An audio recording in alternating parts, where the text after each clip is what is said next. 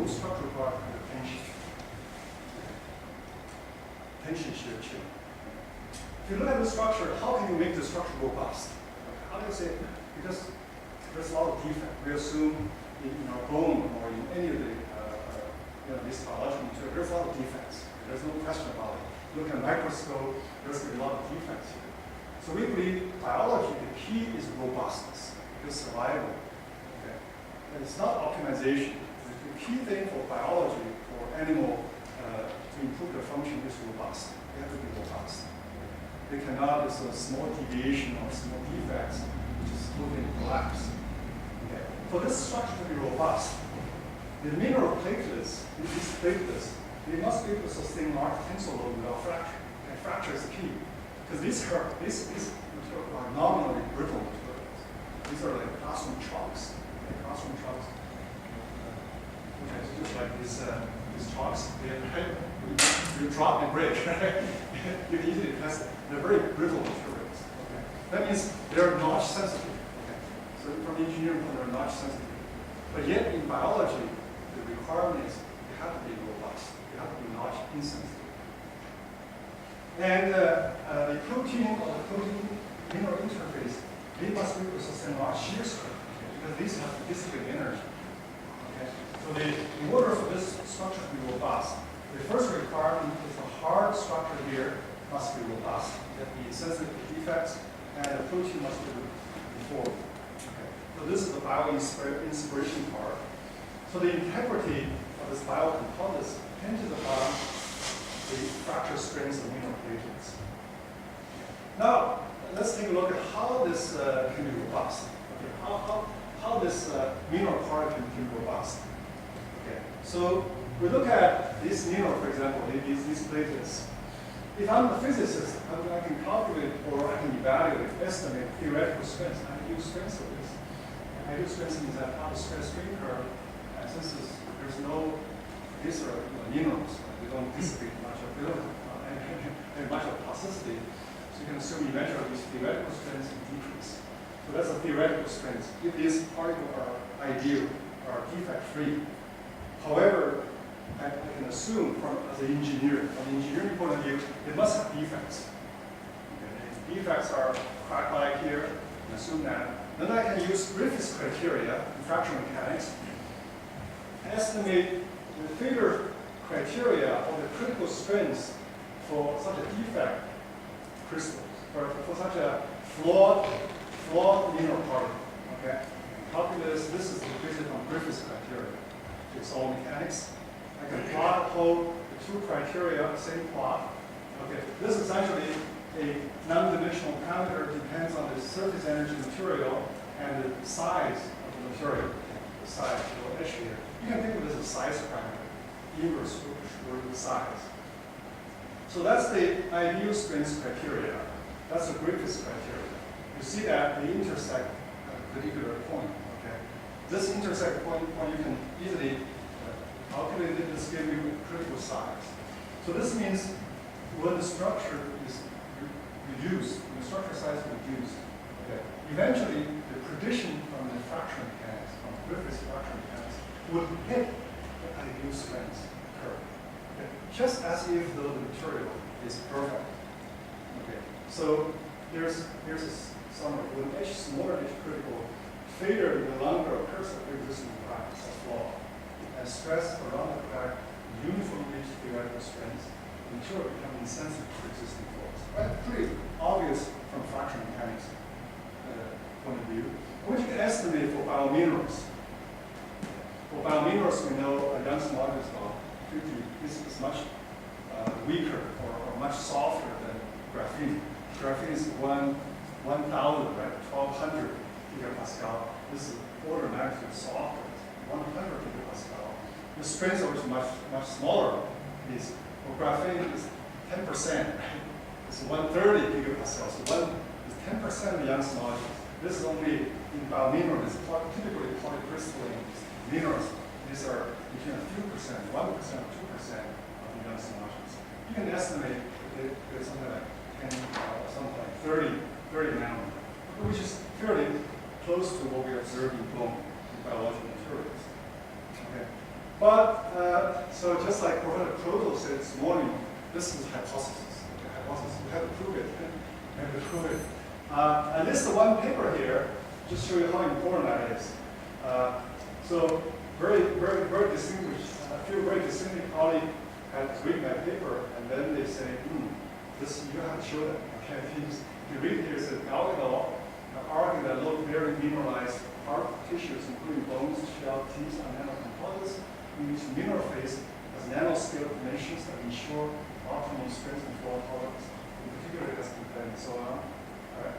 So we find this viewpoint, which Gao et al. And others have quoted in subsequent publications, unpersuasive present several. So they're challenging, right? They're challenging this concept. This is only hypothesis. Okay. So I completely agree with what Proto says. If you present something, you have a burden. You naturally bear the burden. You have to show the evidence. Okay. So which forced me to continue to work on this. Okay. So I'm going to show you some rather this a few years ago, some experimental evidence of flaw in sensitive fracture in thin film in situ TEM experiments. These experiments are in the spirit what Rolf mentioned, graphene. You conduct these experiments inside a TEM, transmission electron microscope. So you could observe what's happening, where fracture happens, and what's the mechanism. Okay. So this is in collaboration with Professor Pugno from Penn State University. So Professor Pugno is an expert in situ TEM experiments. Okay, so I'm going to explain to you what we've done here. Okay, so this is on the Higgs group they're studying. So they conduct everything in a TEM. So the TEM holder. So that's the magnification front end to rear end. From here, this is the device. This is the nanomechanical testing device. So it's here. It's a sample. Okay, that's the very small piece of thin film. In this case, it's aluminum. In principle, you could do it for many other materials. This is a polycrystalline thin film sample. But by using the focused ion beam, you can carve out a crack, a flaw. You can introduce a flaw here. Now, from macroscopy, this is just like a notch, single edge notch specimen. Okay, we frequently do in fracture mechanics in the macroscopic samples. Okay, you cut a crack in the sample, you load in the instrument machine at measure toughness. Okay, this is a fairly standard test, except conduct at small scale. Okay, I'll show you the dimensions very soon. Okay, so these are not true. Some of this nanoscale, like thickness of this 100 nanometers, range nanoscale, but the width is actually on a few micrometers. Okay, so here's the dimensions. It's freestanding aluminum thin film specimens. 50 micron long. Okay. This is a 50 micrometer, which is very small by macroscopic standards, but it's actually very large from that compared with nanotechnology. This is very large. Right? 3.5 microns wide, so the width here is 3.5 micron. Okay. 100 to 125 nanometer thick. This is like typical platelets, like mineral platelets in bone. Okay. It's slightly larger than that. In a bone, typically the width is 50 nanometer wide, and a few nanometer thick. That's a bone mineral platelet. But the order of magnitude is close. All right. So this FID milling was used to cut a U-shaped notch. The radius of curvature here is 50 nanometer. The length varies from 500 to 800. So this notch like this. Okay. And for such a notch, okay, you could go to the handbook from engineering design and find a nominal stress concentration factor of 8 at notch tip. Okay, which means the following. Which means loadiness, okay, I'm looking at a nominal stress, and that should expect the stress at tip is 8 times higher. Okay. I would expect the fracture to happen here, right? So I would expect here reach theoretical strength. And so this shows if you apply that 170 megapascal far field stress, you see the notch like this, 260, notch like that, this opens up. This is the point where the specimen breaks. Okay? But you see the notch stay. There's no initiation, no fracture initiation at the notch tip. Okay, this is what we call notch insensitivity. And you see the stress strain law is pretty linear, although you can see a little bit nonlinearity. But that nonlinearity is nothing compared with aluminum or steel, right? Aluminum, if you remember, aluminum is ductile material, all aluminum, okay? You have this yield strength, the whole specimen can be loaded up to 25%, 30% of strength, right? So this nanocrystalline aluminum is very well known. Okay? Nanocrystalline aluminum, the plasticity is suppressed. There's no dislocation. The dislocation mechanism is suppressed because small grains. So they're fairly brittle. Okay? So nanocrystalline aluminum is believed to be brittle. They're not ductile material. Although aluminum is ductile, nanocrystalline aluminum is brittle material. Okay? It's considered a brittle material because of the confinement. Right? But for this brittle materials, it's fairly notch insensitive, okay? Because there's no scattering strengths. So one of those curves are defect-free. Okay, these are stress strain curves you measure. There's several curves here, okay, because we do several tests. We make several specimens, we do several tests.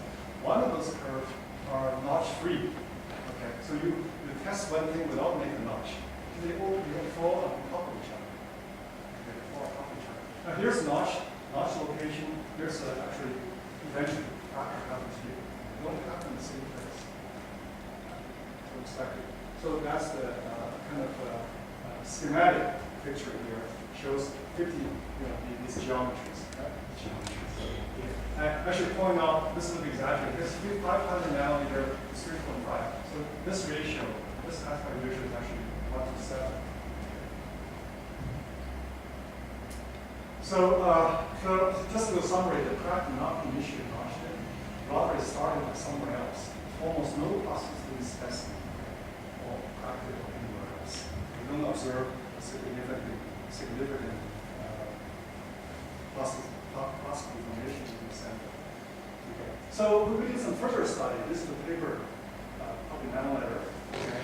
So we said, what is the mechanism? Why didn't fracture initiate notch with stress concentrated factor A? What's happening?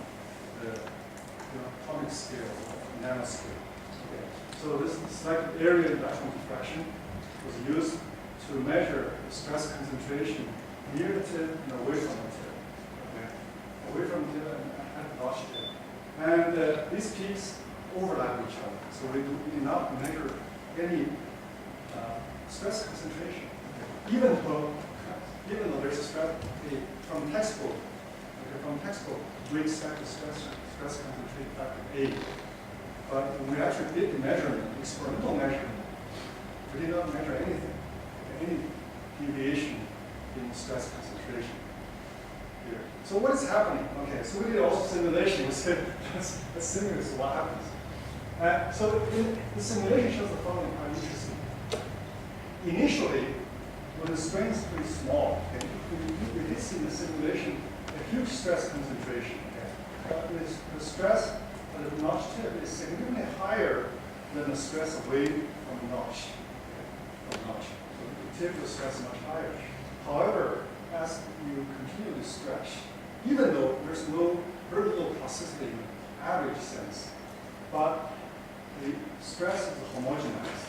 Okay, at 10%, there's roughly no obvious stress concentration anymore. Notch tip. Okay, so what is the mechanism here? The mechanism we find is localized grain location in this particular case. Okay, the simulation shows. So here shows a grain configuration of 4 grains, okay, A, B, and C, D. Okay, at 2%, you see this grain slightly deformed. There's no plasticity, no dislocation here, right? No traditional plasticity. And as you increase the deformation, you see the 2 grains. This B and D start moving apart, right? This is the notch tip. So the stress is pulling this direction. Okay.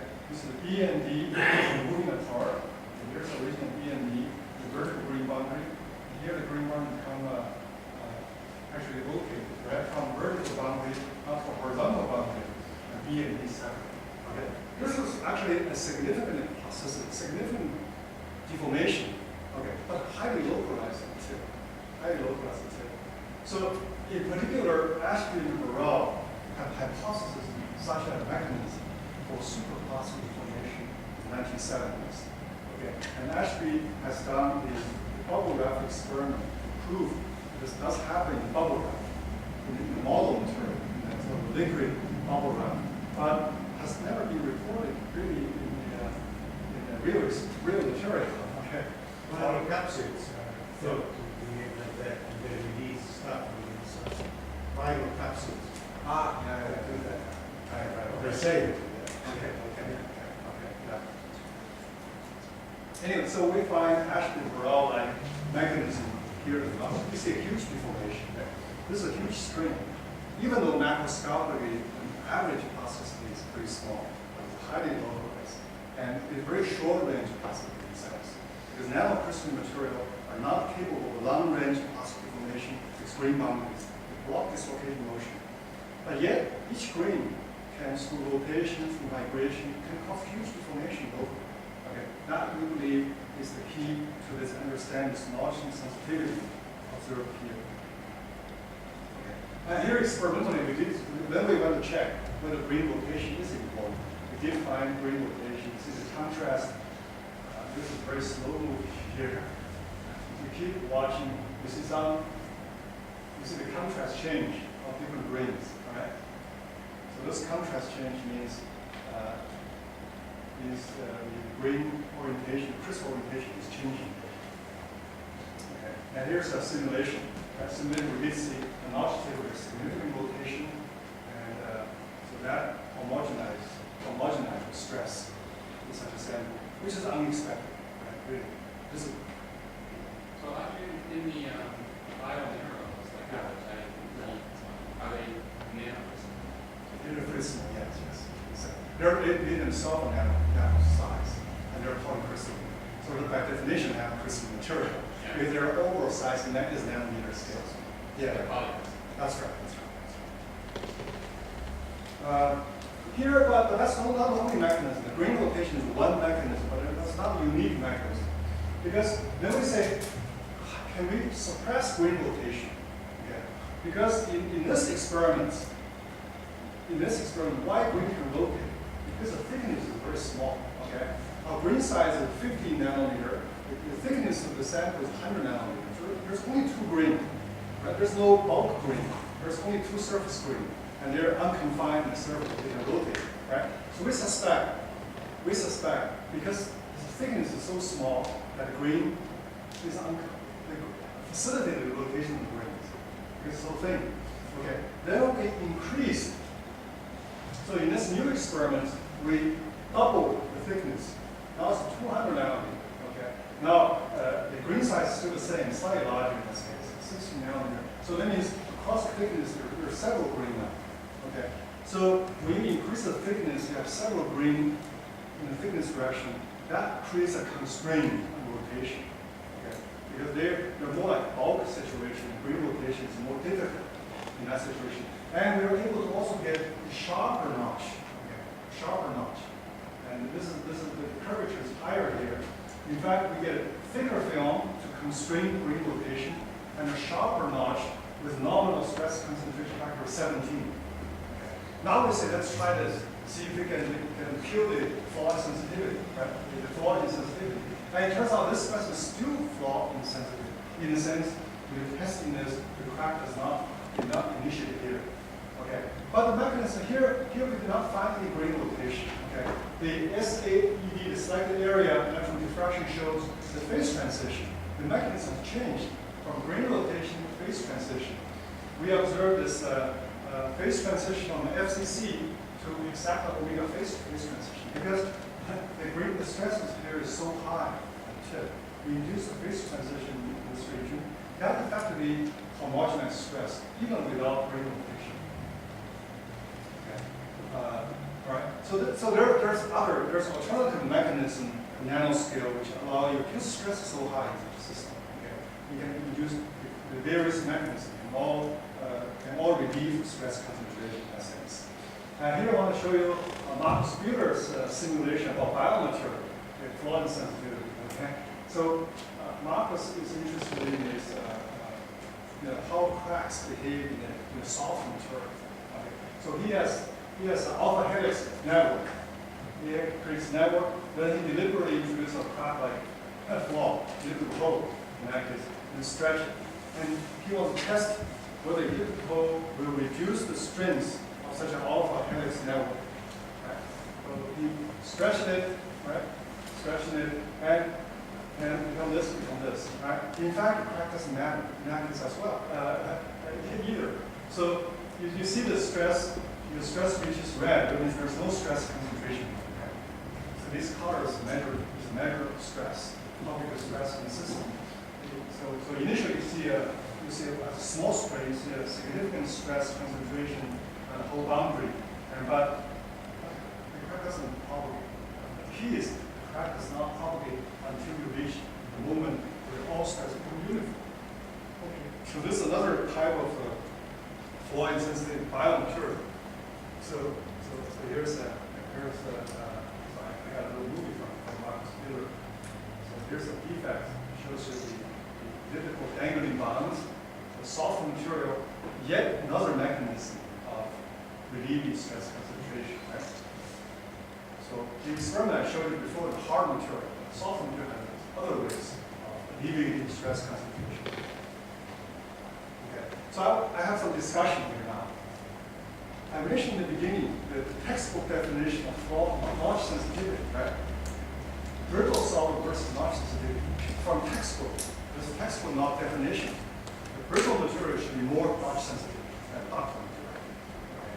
The more ductile material is, so now I'm all confused. Nanoscale. How do we reinterpret this nanoscale?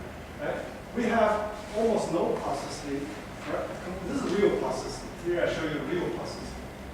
You have an elastic region, which is about 0.2%, very small elastic region. Then you have a huge deformation range. That's a plasticity. Right? This is ductile material. Okay? Look at this material, it's almost no plasticity. But yet, it's flaw insensitive. Okay? In fact, the stress strain curves lie on top of each other, with or without cracks. Okay? So in conventional material science, brittle materials are known to be sensitive to crack-like notches until they show large scatters in strengths. Okay, if you test a piece of glass, you can measure the strength of glass. Okay, and in fact, the strength is highly depends on the surface condition, whether you polish it or not, and whether you remove the crack-like flaws or not. To remove it, the glass can be pretty strong. Now, if you have a rock glass, it can be weak. Or if you let it sit overnight, the strength will drop. This is called stress environmental corrosion. Right? Brittle material are known to be notch sensitive, yet at nanoscale, they are notch insensitive. Right? The stress strain curves lie on top of each other. Notch independent fracture. Right? So now, if any of us go to the laboratory and testing, get an instrument machine and make a single image notch, just hard to believe the fracture would not observe where I made the crack. In fact, this experiment was designed to watch what's the mechanism of fracture. Okay, we want to watch closely what's happening here, see what's the mechanism of fracture. And yet, we're disappointed, it's nothing happening here. It happens somewhere else. Right? So in fracture mechanics, brittle fracture occurs by cleavage. Ductile fracture occurs by void nucleation and coalescence from notch to in contrast. Fracture in the nanocrystal aluminum field does not always initiate crack, notch tip. So how do we understand this? Another discussion is stress concentration. Now in conventional engineering material, we expect substantial stress concentration near a notch. Any inhomogeneity, a notch, a elliptical hole, or a quarter, right? And in fact, the whole Beer and Johnson book tell us the geometry, you got to watch out for that. And in fact, the nanocrystalline always constant. Okay. You cannot measure any stress concentration. Use the most refined technique. Okay. Now, next discussion is the shifting role of ductile versus brittle materials. Now, so this is my collaborator, Aman Haig. He's worked with another researcher. Okay? Now, they were this accidental. Okay? They made a multi-layer materials. This is the titanium nitride. This is ceramics. Okay, the matrix is titanium. So they make a metal matrix ceramic reinforced, actually metal matrix ceramics, right? What we call. Okay. So the ceramics are brittle material. Okay? They're brittle, nominally brittle. Metals are ductile material, right? By definition. Right? So they make a notch. So this is again nanoscale material. As you see, micron, few micron. They make a notch here and make a notch and start testing. Okay. And so they originally were expecting this crack to grow through the brittle material, and then watch how the titanium are able to toughen the material. And then they observed this notch gets wider and wider, never obvious. Okay, even though this is the normally brittle material. In fact, later, when they keep doing this, they find a sharp crack nuclei here, away from this notch, pre-existing notch. And in fact, the sharp crack nuclei are the titanium within titanium, which is supposed to be a ductile material. Okay, so the notch did not grow into the normally brittle material, yet the nuclei are ductile material, nominal ductile material. Okay, yet in fact the sharp crack, very atomic sharp crack, and the sharp crack is blocked by the ceramics, by titanium nitride. It cannot go across. Actually, in fact, the nuclei, the number of cracks across titanium nitride. So this experiment shows you that the role has been opposite. It's been totally changed, the role. In the macroscopic world, right, metals have a higher fracture toughness than ceramics. Ceramics is very brittle. Right? But if you make a nanoscale, the nominally brittle material become flaw insensitive. And nominally ductile material become more flaw sensitive, in a sense, because the initial sharp cracks, right? The brittle material actually acts as a crack bridging, okay, which block the crack events. So exactly opposite role for metal and ceramic is typically seen involved. Okay. So now I want to discuss very quickly some theoretical understanding of this. And why does nanoscale syndrome become flawed model? Okay. So you can think of the following. Okay, you can think of just the ductile model. The ductile model is pretty well known. So we consider a thin film. Think of it as aluminum as an experiment. Okay, I have a notch here. I make a pre-notch, right? Then I load this. I say, can I achieve this state? Okay, I have no stress concentration in the specimen, even in the presence of a crack. Okay, so this means in the atomic point of view, I have the ductile interaction model. Ductile model means this material, okay, this is supposed to be two atomic planes. They're separated. So this is the crack, this is the real crack here. This is the exaggerated picture. If you think of exaggerated vertical direction, by a million times. Okay?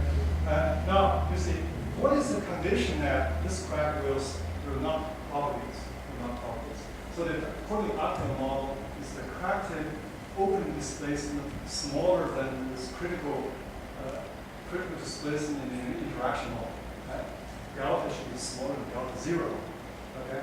If you work out the mathematics, it tells you there's a critical width. This depends on critical width. Okay? If the width of the sample is smaller than critical, and this critical turns out to be just the fracture energy gamma, and how much energy is consumed in the fracture, Young's modulus, and strings, square root of strings. That's exactly the case. That's sometimes we call it Irving number. That's because the fluid condition has the Reynolds number. Solid condition, we can have Irving's number. Okay. So when the edge is smaller than this scale, all right, you actually achieve the flaw tolerance state, right? So the crack actually does not show any stress concentration. If you come thinner and thinner, Yeah. it becomes sensitive to notch. Become insensitive. In the sense, right? In the sense, if you have a bigger specimen, you become No, a I crack. mean the thickness. Yes. Longer like the thickness. This is the thickness. Right, the thickness. If you go to smaller thickness, Yeah. insensitive. You say Yeah. bigger, sensitive. Bigger sensitive. In the macroscopic world, it's sensitive. I'm trying to interpret it So first. you interpret that as like a virtual extension of the crack where it is sort of that big, Right. So I'm just asking a question, what controls crack opening displacement? It turns showed up depends on how big this structure is. Okay? I give you this thing. So crack growth is hindered in sufficient small structures. Okay. So here's what we go actually more graphical interpretation. So here's the factor model. Okay. So this curve is calculated by finite element analysis. Okay. And not by theory. Here I show you some mathematics. Okay. But this is the finite element calculation for the center crack. This is the finite element simulation crack. And this in fact there's some approximation involved. Okay. I didn't solve the problem exactly. But this approximate solution I plotted here. Right? So what this curve tells you, I'm plotting here the structure size, the structure dimension here. And that's the crack size. The horizontal axis is the crack size. Okay. How big is the void you have? Below these curves, that means this crack does not propagate. Okay, crack does not propagate. And above this curve, the crack will propagate. Okay. So what's interesting thing is here, there is a bottom line here. Okay, bottom line here. You can see if the structure size is below this line, or below this line here, you never have a crack propagation. The crack just sits there. Just like certain experiments. The crack just sits there without doing anything. Right? It doesn't propagate. Okay. It doesn't propagate. So that's the key for this fault tolerance criteria. Okay. Here's the summary here. Very simple concept. In the macroscopic world, when I have it's not sensitive because when I have a crack, always expect stress concentration. Stress is higher in altitude, right? The crack stress, the structural break. This is the engineering concept. The nanoscale could have this. Okay, could have uniform stress, the crack doesn't do anything before it reaches theoretical stress. Okay. This can be achieved by size reduction. Those critical size material that's intrinsically with color crack and flaws. Okay. Now, in our paper, we also describe some special interesting comparisons in a polycrystalline material. Okay. For example, in biomineral, that's a typical polycrystalline material, like just like nanocrystalline aluminum. Young's module range from 50 to 100 gigapascal, right? And the strength varies from 0.01% to a few percent Young's module. This is typical. Just like so, the fracture energy from a few. This also goes back to the Griffith's original test for nominally brittle material. The nominally brittle material have fracture energy between a couple of joule per meter squared, 10 joule per meter squared. This is nominally brittle material. If you use these numbers, you can estimate the length scale of flaw insensitivity range from like 20 nanometer to 2 microns. 2 microns. And aluminum sits in this range, aluminum. So that explains why in the lab, in aluminum samples, we observe flaw insensitivity. Okay? But in the minerals, in biominerals, spotted we're sitting more in this range. But if you take a graphene to like what I was talking about, graphenes are perfect atomic structures. Okay? Perfect atomic structures. Take a number of 100 gigapascal, very high Young's modulus. The strength is very high for graphene because of the atomic. If you have green boundary, that will reduce that, right? Without green boundaries, you have 10%. This is actually more than 10% of Young's. This is 130 gigapascal. And now if you take a typical fracture energy for IAU in brittle material, you estimate the flaw insensitivity length scale is only 2. That means in this material you never reach that stage because it's too perfect. Okay. So that means the defect in this material always decreases the strength. The crack will likely grow, likely to propagate the defects because it's too perfect, it's too strong materials. Okay. So this length scale, when I say 20 nanometer, it varies with material. It depends on which material you're talking about. Okay. So let me just conclude this part of the talk. A basic notion in engineering is that brittle materials are sensitive to crack-like notches and typically show large scatters in strength. This is a textbook knowledge. Right? In contrast, experiments now show that nanocrystalline aluminum films, which is a nominally brittle material, okay, by any measure, they show brittle material and no notch sensitivity and no large scatters in strength. The stress strain curve are highly reproducible, even though it's not brittle. In fracture mechanics, brittle fracture occurs by cleavage And fractal fracture occurs by void nucleation coalescence from notch tip. In contrast, fracture in nanocrystalline does not always initiate notch tip. Okay. Normally, brittle material can become more resistant to fracture than non-fractal material, right? So the role can be changed. In macroscopically, you have metals, which is fractal. In nanocrystalline form, in nanostructure, it can become brittle simply because dislocation are removed, deformation mechanism. You don't have any other mechanism to relieve stress.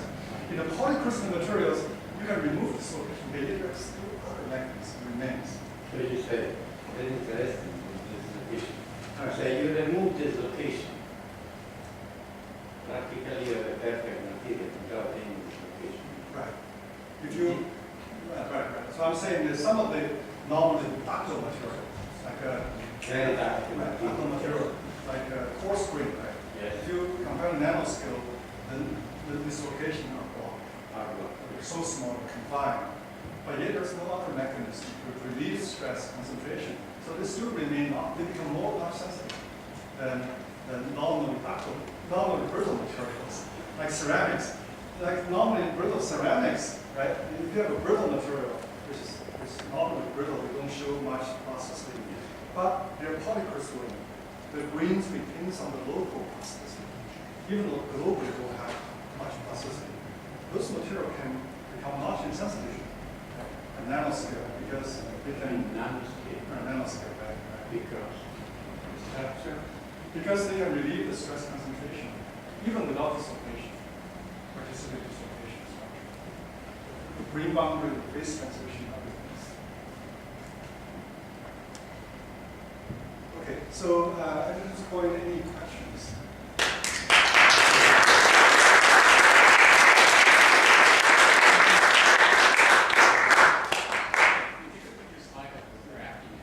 Yeah. Let's suppose there were types of grain boundaries that reduce the strength to say 10 dPa as observed, and so down by a factor 13 squared. So if we increase that 2 angstroms by roughly 170, So this means in polycrystalline graphites, there may be. what could be the mechanism that would be relieving the stress? I don't know. I was just thinking about that, but I don't know. There may be green boundary, again, green boundary. Green boundary field. But that would be a very interesting thing. And how did Roberto Ballerini react? And Ted Twitch? I'm waiting to see. They're using this concept of yours for graphene.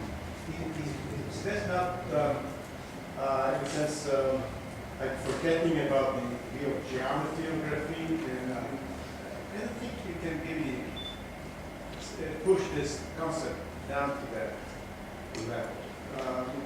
Dubious that, I mean, of course, mathematically you get some H critical equal to 2 angstroms, but it's the whole thing that looks real suspicious, because at that level you should look more into the atom by atom dynamics.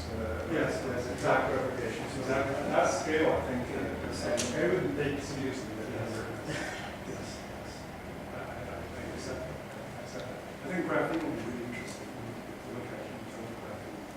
But I'm sure Rod will talk about that in his talk.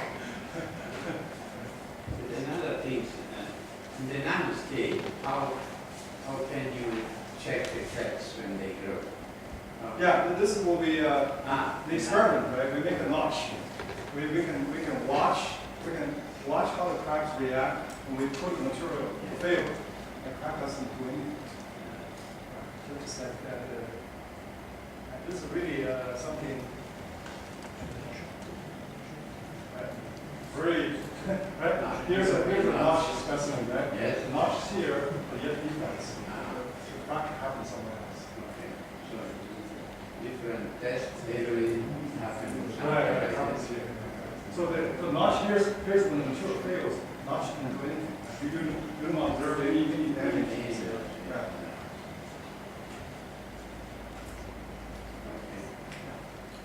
Okay. You mentioned that the critical value for size is related to material. This, of course, is very important.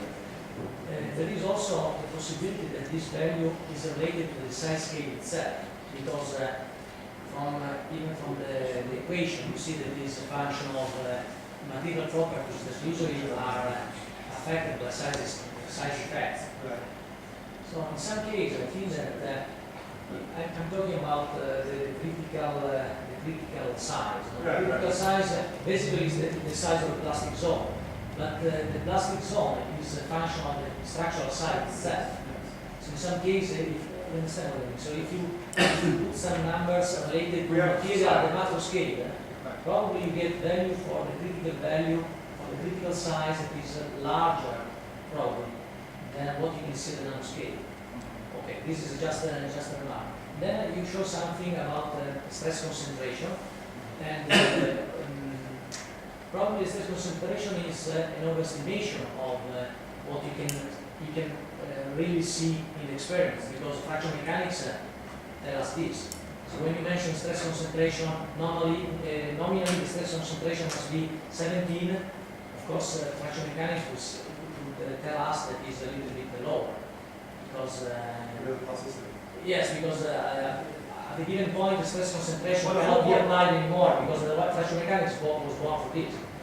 The whole point is, yes, it is lower, but the whole point is the continuum mechanics field. Yeah. Because if you look at HR field, right, you need a H process in order to reduce that. Yeah. And then I would like to mention an additional point that is even more intriguing in my opinion, because you are talking not just about flow tolerance. It is important, but it's not surprising in the sense that this simply corresponds to have, let's say, larger defects that are predominant. Other defects, for example, grind size, and so on. But what is interesting in your calculation is that you put, you consider the ideal strength of the material, because otherwise the so-called short crack behavior is going on. And so I think that, I don't know if the students have understood this fact, is important. So flow tolerance is not very surprising. What is surprising is that the flow tolerance happens at the value of the strength that is comparable to the ideal material strength. This is incredible. Because But it is incredible. the notch sensitivity issue is pretty high. The notch sensitivity, Yeah. notch sensitivity to brittle material, that's pretty surprising. No, yes. But Because if what's you look at the incredible- textbook definition, the brittle material should be more sensitive to notch, yet it's opposite. The trend is opposite. Yes. So the whole notion of ductility in brittle material versus ductile material probably needs to be redefined or reworked more carefully. In terms of the structure of living organisms, is there any segue between having just a very few plates, but that does manifest in terms of flaw tolerance, to much more complex organisms like the shells that have many stack layers with perfect brick-like structure? Has it been observed? In the following sense, that certain unicellular algae have cellulose which just looks like it's kind of slapped on, like a child wrapping a ball of string, versus the cellulose in oak tree in the cells, which can be a very perfect laminate, all of them lined up. And so, is there anything like that with platelets of the mineral? There's just a few, but nonetheless, it helps a bit, and it sort of progresses to a much more organized You structure. don't know the hierarchy. Yeah. I think tomorrow morning I will discuss the hierarchy. How you do it from one skill to the other. But I mean, in terms of less complex organisms, so are there any that make use of just a few platelets that are not perfectly arranged, but nonetheless it's helpful? I just wondered how it all came about.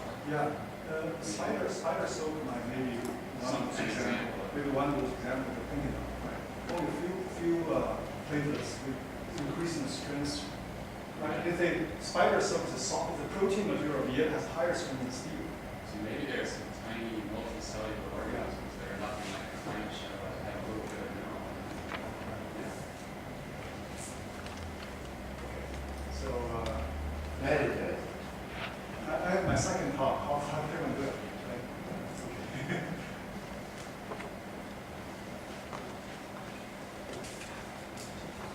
Okay. So here I'm going to gears a little bit.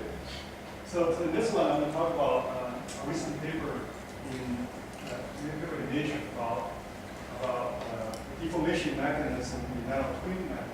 Nanotwin metal, I will explain a little bit. It's a hierarchical structure, not in nature, but synthetic. It's synthesized in the lab. Okay. So this work is in my student Charlie, but the collaboration is Leibu and Pugno, two metallurgists in Chinese CISM metals. Okay. So here's, everybody knows supercomputing.